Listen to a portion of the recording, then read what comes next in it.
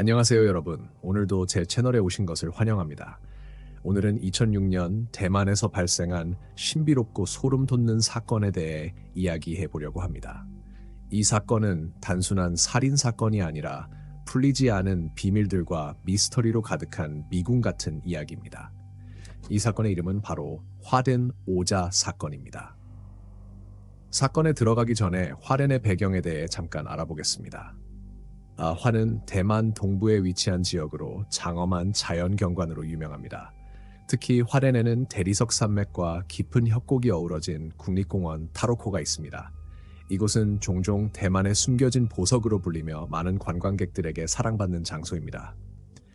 화려한 자연뿐만 아니라 화뎨는 풍부한 역사와 문화를 간직한 지역으로 원주민 아미족이 오랜 세월 동안 전통을 지켜온 곳이기도 합니다.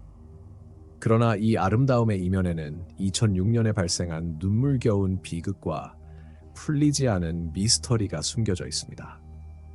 한 작은 가정이 어떻게 끔찍한 사건의 중심이 되었을까요? 그 작은 집에서 무슨 일이 벌어진 걸까요? 왜 비극적인 죽음이 일어났으며 수많은 의문점은 왜 해결되지 않았을까요? 지금부터 사건의 세부적인 내용을 하나하나 살펴보도록 하겠습니다. 이 사건은 대만 국민들에게 분노와 충격, 그리고 두려움을 안겨준 적이 있습니다. 이 사건에는 오늘날까지도 완전히 풀리지 않은 여러 가지 미스터리가 얽혀 있습니다. 사건은 2006년에 발생했으며 그 이름은 화뎨 오자 사건입니다. 화뎨는 사건이 대만의 화텐현에서 일어났기 때문이고 오자는 5명의 아이가 한꺼번에 죽음을 맞이했기 때문입니다. 이 이야기는 대만 화뎨의 화뎨로 285번지, 25번 집에서 시작됩니다. 이 집에는 부부와 5명의 아이들이 함께 살고 있었습니다. 남편은 48세의 류즈건이이고 아내는 35세의 린전메이였습니다. 가족 구성원은 총 7명으로 5명의 아이들 중 첫 3명은 각각 7살과 18살인 두 아들과 12살인 딸로 류즈건이 전처와의 사이에서 낳은 자녀들이었습니다. 나머지 2명은 각각 8살과 9살로 류즈건과 린전메이가 결혼 후 낳은 자녀들이었습니다. 2006년 9월 7일, 이웃들은 수 5번 집에서 이상한 악취가 풍겨 나오는 것을 느끼기 시작했습니다. 그런데 며칠 동안 집주인을 본 사람이 아무도 없었습니다. 마당에는 오토바이 한 대와 자전거 한 대가 세워져 있었을 뿐입니다. 시간이 지나 9월 9일, 악취는 더욱 심해졌고 이웃들은 불안감을 느끼기 시작했습니다. 결국 이들은 경찰에 신고하기로 결정했습니다. 경찰이 현장에 도착했을 때 집의 정문은 굳게 잠겨 있었습니다. 여러 번 문을 두드려도 응답이 없자 경찰은 문을 부수고 집 안으로 들어갔습니다. 그리고 눈앞에 펼쳐진 광경은 충격적이었습니다. 욕실 안에는 심하게 부패된 5구의 시신이 있었습니다. 이들 모두 손발이 묶여 있었고 입은 입에서 눈까지 테이프로 감겨 있었으며 머리는 비닐봉지로 덮여 있었습니다. 시신들은 오자 형태로 차곡차곡 쌓여 있었습니다. 경찰은 이 5구의 시신이 바로 가족의 아이들임을 확인했습니다. 그리고 집안에는 이 시신들 외에 아무도 없었습니다. 현장에서 경찰은 2장의 구조 요청 메모를 발견했습니다. A4 용지에는 경찰을 불러주세요. 아이들이 납치당했습니다. 우리는 위험합니다. 도와주세요 라는 문구가 적혀 있었습니다. 또 다른 문구는 1000대만 달러 지폐에 적혀 있었으며 화뎨로 285번지, 25번 집이 통제되었습니다. 매우 중요하니 경찰에 신고해주세요 라고 쓰여 있었습니다. 이 메모들은 경찰에게 의문을 남겼습니다. 정말로 도움이 필요했다면 왜 밖으로 나가서 구조를 요청하지 않고 집 안에 메모를 남겼을까요? 이웃들은 9월 6일 저녁 류즈건 료친이 쓰레기를 버리러 나가는 것을 보았다고 증언했습니다. 한편 린전메이는 학교 측으로부터 아이들이 왜 학교에 나오지 않는지 묻는 메시지를 받았고 그녀는 아이들이 병에 걸려 몸이 좋지 않아 집에서 쉬고 있다고 답했습니다. 이러한 정보는 사건을 더욱 미스터리하게 만들었습니다. 류즈건과 린전메이에 대한 추가 조사 결과 류즈건은 대만의 다이동에서 살았던 적이 있었고 약 10년 전에 화뎨으로 이주했습니다. 그는 가족이나 친구들과의 연락을 거의 하지 않았으며 심지어 그의 아버지가 돌아가셨을 때도 조문하지 않았습니다. 이웃들의 말에 따르면 류즈건은 말이 적고 내성적인 성격으로 사람들과 쉽게 어울리지 못했습니다.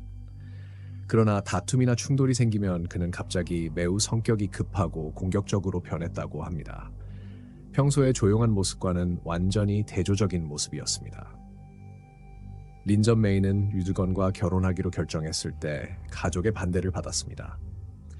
가족은 류즈건이 지나치게 내성적이고 소통이 어렵다고 판단했기 때문입니다. 그러나 린전 메이는 그의 성격에도 불구하고 사랑으로 결혼을 결심했고 결국 가족은 그녀의 뜻을 따랐습니다. 결혼 후 두 사람은 두 아이를 더 낳았습니다. 이웃들과 학교 관계자들에 따르면 5명의 아이들은 서로 다른 부모에게서 태어났음에도 불구하고 비교 화목하게 지냈으며 갈등이나 다툼은 없었던 것으로 보였습니다. 이 가족은 작은 사진관을 운영하고 있었습니다. 류즈건은 종종 자신이 특정 기관에서 일하거나 비행기 조종과 같은 특수한 경력을 가지고 있다고 말하곤 했습니다. 그러나 경찰 조사 결과 이러한 주장은 사실이 아닌 것으로 확인되었습니다. 경찰은 집이 안에서 잠겨 있었다는 사실을 발견했습니다. 이는 안에서는 나갈 수 없고 밖에서는 들어갈 수 없는 상태를 만들어냈습니다. 처음에는 이것이 범인이 어떻게 탈출했는지에 대한 의문을 불러일으켰습니다. 하지만 조사 결과 문 근처 자물쇠에 있는 작은 구멍을 통해 안쪽에서 잠금을 해제하고 나갈 수 있다는 것이 실험적으로 입증되었습니다. 또한 집 안에는 싸움이나 저항의 흔적이 전혀 없었습니다. 모든 물건이 정돈된 상태였습니다. 이는 범인이 어떻게 아무런 저항도 받지 않고 범행을 저질렀는지에 대한 의문을 남겼습니다. 경찰은 집 안에서 발견된 담배꽁초를 통해 몇 가지 단서를 확보했으나 해당 단서와 관련된 인물은 명확한 알리바이를 제시하여 용의선상에서 제외되었습니다. 또 다른 중요한 단서는 가족이 사용하던 카메라였습니다. 하지만 메모리 카드가 사라져 있어 중요한 정보가 삭제되었을 가능성을 시사했습니다. 재정 상태 조사 결과 가족이 심각한 재정적 어려움에 처해 있었다는 것이 밝혀졌습니다. 이들은 대출과 신용카드를 활용해 자금을 조달하려 했지만 사업 실패로 인해 경제적 압박이 심화되었습니다. 이러한 배경은 사건의 동기를 이해하는 데 주요한 단서로 작용했습니다. 9년 후 2015년 6월 한 사람이 산속에서 발견한 유골이 두 부부와 관련된 것으로 확인되었습니다. 이들과 함께 발견된 소지품과 유골 분석 결과를 통해 사망 원인이 밝혀졌습니다. 또한 과학기술의 발전으로 복원된 카메라 메모리 내부 사진 중 일부는 사건에 대한 새로운 의문을 제기했습니다. 하지만 사진 속 세부 사항은 명확하지 않아 추가적인 해석이 필요합니다. 이러한 단서들은 사건의 전말을 완전히 해명하기에는 부족했으며 미스터리를 남긴 채로 사건은 마무리되었습니다. 마침내 경찰은 경제적 압박과 채무로 인해 부부가 극단적인 선택을 하게 되었고 5자녀를 희생시킨 후 스스로 생을 마감했다고 결론지었습니다. 그러나 이 사건은 여전히 많은 의문점을 남긴 채 대만 역사상 가장 신비롭고 충격적인 사건 중 하나로 남아 있습니다. 화된 오자 사건은 수많은 질문이 해결되지 않은 채로 종결되었고 무고한 이들을 향한 안타까움과 슬픔을 남겼습니다. 이 사건은 단순한 가족 비극에 그치지 않고 현대 사회가 직면한 보이지 않는 압박, 즉 재정적 부담과 심리적 스트레스, 그리고 출구 없는 막다른 상황을 반영하는 거울이 되었습니다. 이 눈물겨운 이야기를 통해 우리가 생각해봐야 할 점은 가족 간의 공유와 유대의 중요성입니다. 어려움에 직면했을 때 가족과 친구 또는 커뮤니티의 도움을 요청하는 것은 어두운 터널 속에서 희망의 빛이 될 수 있습니다. 우리가 스스로 압박감에 짓눌려 희생자가 되지 않도록 해야 합니다. 끝으로 여러분께 이런 메시지를 전하고 싶습니다.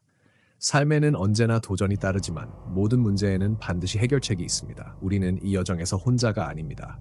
필요할 때 도움을 요청하는 것을 두려워하지 마세요. 오늘 이야기를 들어주셔서 감사합니다. 이번 사건에 대한 여러분의 생각을 댓글로 나눠주시길 바랍니다.